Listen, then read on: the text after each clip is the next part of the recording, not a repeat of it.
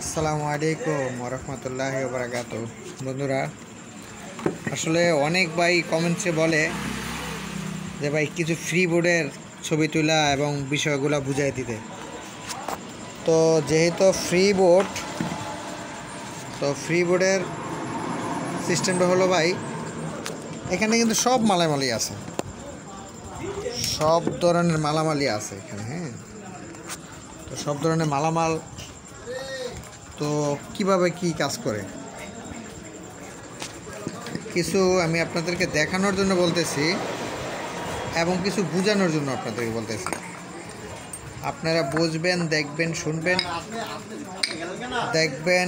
শুনবেন, এটা নিয়ে আমি আপনাদেরকে ভিডিও দেবো। হ্যাঁ, আর আপনারা তো অনেক ভাই বলেন, কমেন্ট করেন, কমেন্টের উত্তর আমি অবশ্যই দিই। তবে ভাই দয়া করে আমার হোয়াটসঅ্যাপ নাম্বার দেওয়া আছে, ঠিক এইভাবে বোর্ডের ছবি দিয়া আমাকে পাঠাবেন। আমি চেষ্টা করব আপনাকে মার্ক করে দিব কোথায় কোথায় কি সমস্যা হয়। হ্যাঁ, প্রথমে আসেন, এই যে আমি যেই টুইজারটা ধরেছি এটা হচ্ছে 100 ohms, এটা হচ্ছে 4.7K রেজিস্টার। এটা Y1, এটা Y2 অবশ্যই দেখতে পাচ্ছেন। এটা Y2, এটা G1। এটা হচ্ছে একটা গ্রুপ। এই গ্রুপটা হচ্ছে ভিতরের গ্রুপটা।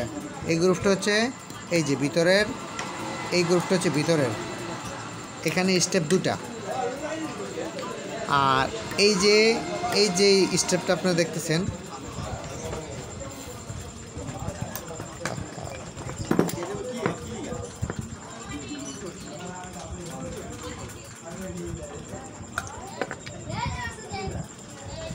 হ্যাঁ, আমি আপনাদেরকে বোঝানোর জন্য বলতেছি।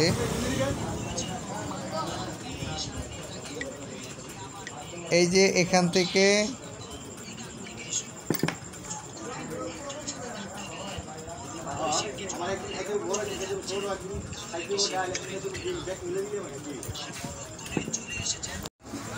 তো আসলে অনেক লোকজন আসে তো ভাই, যার কারণে আপনাদেরকে ভিডিওটা অ্যাকুরেট করতে পারি নাই।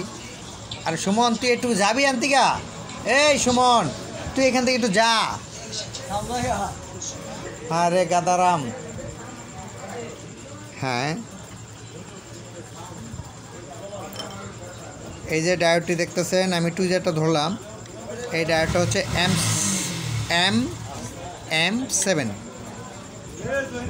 এই যে কালো ডায়োডটা দেখতেছেন, এটা হচ্ছে 4148।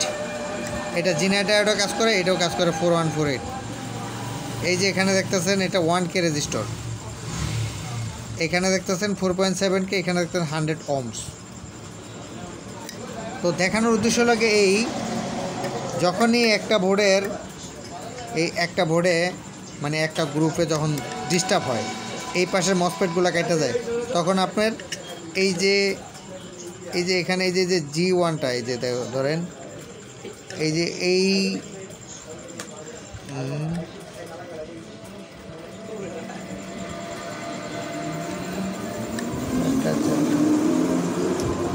এই যে দেখেন, এই যে G1-এর এই যে মাঝখান থেকে আমি এই G1 থেকে ধরে এই যে এই পর্যন্ত ধরলাম, এটা হচ্ছে ভিতরের গ্রুপ।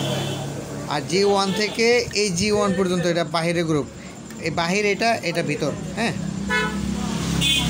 তো দেখা গেছে যে এই পাশের মালটা খারাপ হয়ে গেছে, এই পাশের মালটা শর্ট হয়নি, তখন আপনার অবশ্যই খেয়াল করতে হবে এখানকার মালগুলো। দেখা গেছে ওইটা খারাপ হয়নি, এটা খারাপ হয়েছে, তখন দেখতে হবে এই পাশের এগুলো। তো এই যে Y2, Y1 পার্টসগুলোর দাম অল্প, আপনারা প্রয়োজনে সম্পূর্ণ চেঞ্জ করে দেবেন, পাল্টাই দেবেন। এইটাও পাল্টাই দেবেন, এটাও পাল্টাই দেবেন। G1টা খারাপ হয় না, খুব কম খারাপ হয়, পাল্টাই দেবেন।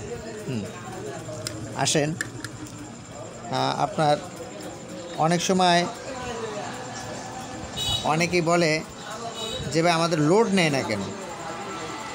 তো এই যে এখানে যে কোনো 147 UF 100 ভোল্ট ক্যাপাসিটার থাকে, এই ক্যাপাসিটারগুলো এখানে আপনারা লাগাই দিবেন। 63 ভোল্ট 47 UF, 63 ভোল্ট 47 UF লাগাই দিবেন। হ্যাঁ, লাগাই দিলে ওই 100-এর যে কাজ করবে 47 একই কাজ করবে, যে এটা। আর এই কন্ট্রোলার জগৎ থেকে প্রথমে বাড়ি ছিল 47-63 ভোল্ট, পরের ভার্সনে আসছিল 100 ভোল্ট। আর তো যাই হোক ভাই, এইসব বিষয় নিয়ে অনেক সময় যে কন্ট্রোলারে খ্যাট করে ওঠে, কন্ট্রোলার খ্যাট করে ওঠে। এই যে এখানে 3টা রেজিস্টার আছে 2.2K এগুলো মাপ দিবেন। যদি কোনোটা শর্ট দেখায় তাহলে বুঝবেন যে সিস্টেম এসিটা খারাপ। এই 3টা রেজিস্টারের কোনোটা যদি শর্ট হয় তাহলে বুঝবেন যে রেজিস্টার শর্ট হলে বুঝবেন যে এই সিস্টেম খারাপ, মানে অর্থাৎ ওটা খ্যাট করে উঠবো, পিক আপ নেব। হ্যাঁ, আপনারা কিছু ভাই আছে যে বলে যে ভাই আমার গাড়িটা ঠিক চলে, কিন্তু আমি ঠিকঠাক করার পরে আমার স্পিডটা কমে গেল হঠাৎ করে। তো স্পিডটা কমে গেলে এই যে এখানে আপনার একটা সিরামিক্স ক্যাপাসিটার আছে, সিরামিক্স, আর এই যে এসপি লেখা আছে, এটা হচ্ছে পিক আপের তার। তো পিক আপের তার হলে অ্যাক্সেলেটর তার বলে, পিক আপ বলে, যেটা এই যে রেজিস্টারের মাধ্যমে এটা পাস হয়েছে, পাসের মাধ্যমে এটা ক্যাপাসিটার ইন করছে।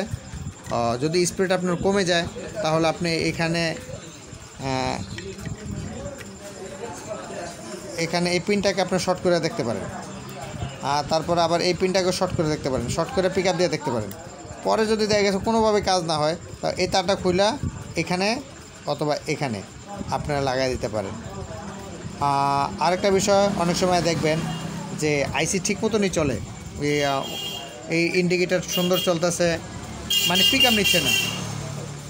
পিক আপ না নেওয়ার কারণ হলো আপনার এই যে G1টা দেখতেছেন, এই G1টা খারাপ হতে পারে এবং এই ডায়োডটা খারাপ হতে পারে। এই দুইটা খারাপ হলে এই পিক আপ নেবে না। যদি সিস্টেম ভালো থাকে, অন্য কোনো কিছু খারাপ না হলে এইখানের ভিতরেই দেখতে হবে। আর এই আইসির জায়গাটা হলো, এই যে আইসি যেগুলো দেখতেছেন, এটি হলো একটু ভিন্ন বিষয়। এটি খারাপ খুব কম হয়। যদি মনে করেন ভোল্টেজে কোনো গ্যাঞ্জাম করে, তখন ভাববেন যে এখানে প্রবলেম। ভোল্টেজ যেরকম 5 ভোল্ট আসতেছে না, 15 ভোল্ট আসতেছে না, তখন আপনার এটা হয়। তো ঠিক আছে ভাই, আপনাদেরকে আজকে কোনো কাজ না দেখায় আপনাদের কিছু সাধারণ নলেজ জ্ঞান দিলাম। তো যদি মনে করেন আমার ভিডিওটা ভালো লাগে, অবশ্যই একটু লাইক দিবেন, কমেন্ট করে জানাবেন। কোনো ভাই কোনো প্রবলেমে আছেন কিনা সেটা নিয়ে আমাকে জানাবেন। অবশ্যই আমার হোয়াটসঅ্যাপ নাম্বারে একটা করে ছবি তুলে দিবেন আর পাঠাবেন যে ভাই আমি এই বোর্ডের এই কাজ করছি, এই সমস্যায় আছি। আমি চেষ্টা করবো ভাই আপনাদেরকে সমস্যার সমাধান করার জন্য। আসসালামু আলাইকুম, সবাই ভালো থাকবেন।